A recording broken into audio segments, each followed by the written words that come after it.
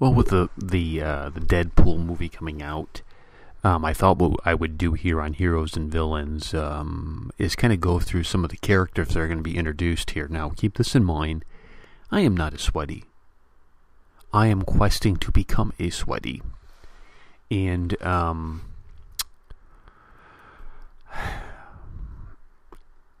so, things that I find out about these characters is just because I watch things, I listen to interviews, I'll pick up a comic, I'll read a review, I'll watch a movie. I don't know how sweatified my knowledge base is yet. However, I think we're moving in the right direction. So what we've done here is we're going to put together a playlist of Deadpool, and in the Deadpool playlist, we're going to go ahead and kind of go through some of the characters. And the first one I want to talk about is a girl named Christine. She is a mutant character. She goes by the name Angel Dust, and her first appearance is in the Morlocks. A couple things about her. Number one, she's in the trailers, and she's the less angry Rosie O'Donnell or Jose Canseco. She's the one that knocks Colossus, down, punches Colossus and knocks him down. She was a scared young girl when she found out she had these abilities. She ran away to Chicago, and she joins a faction of the Morlocks. Her parents are out of their mind crazy because they have no idea where she is. Why did she leave? After she takes on the title Angel Dust, and after the other Morlocks swore to help each other resolve their above-ground issues, she returns home to tell her parents the truth that she is a mutant. To Angel Dust's surprise, her parents accept her for who she is, but it's only after she had helped her compatriots defeat the Sentinel-based that Angel Dust finally returns home for good. However, so we have this storyline. So she's going to help destroy the Sentinels, their secret base, and then she goes home for good. But what we're picking up here in the movie is that it hasn't happened yet. She has the ability to increase her adrenaline. So that's kind of her mutant ability. It's where the source of the mutants go. And so when she does that, it allows her to gain superhuman strength for a short time. Her strength can be anywhere between how much adrenaline is hitting in her system, 800 pounds to 25 tons. Her speed, her agility, her stamina also enhanced. However, she can only use her powers for a brief period of time, and then she becomes completely exhausted. When she uses her powers, dark lines appear on her face, so you kind of know that that's what's coming. That's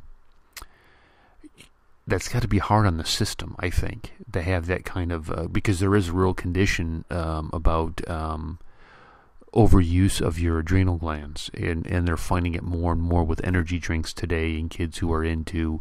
kids, I just made myself sound really old. You young people who are into extreme sports and whatnot, that they can have an overload where the adrenal glands will then shut down, and I wonder if we'll see any of that. Gina Carano is playing her in the film, and she looked pretty interesting.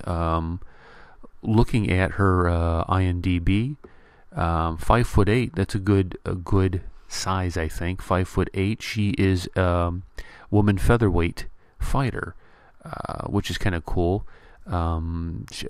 She has some real kind of fighting abilities, and I wonder if this is kind of what's getting Ronda Rousey excited to want to get into the Marvel universe, because here you have this woman who competes in MMA, Muay Thai, Strike Force.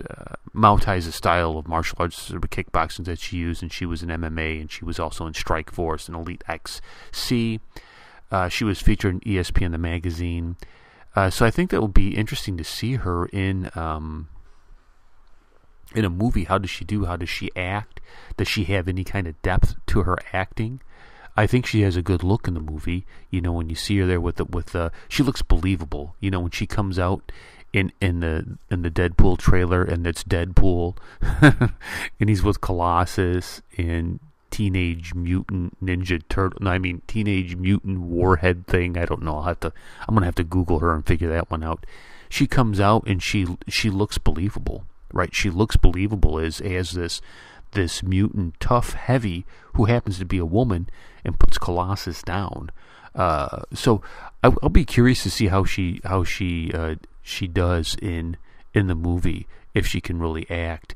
I'm excited for the movie. I don't think I'll be able to see it just because of the rated R-ness to it. I think there's just a lot of stuff that is it's not going to help edify me. I'm going to have to wait for the cable cut, the TV edition where things are cleaned up that aren't the red band version. But if that happens, I'll be more than happy to check it out. But Angel Dust, again, mutant, the Morlocks, she's going to be an antagonist against Deadpool here. But eventually in the storyline, she flips and becomes good and then goes home to live her life.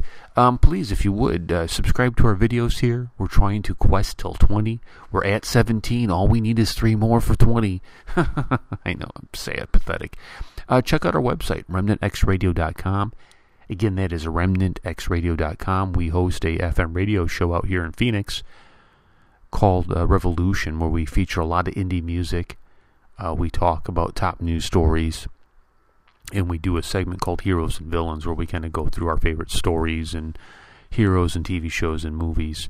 And you can go ahead and get all of our information from the website and check out some other things that we're into. Thank you so much for listening.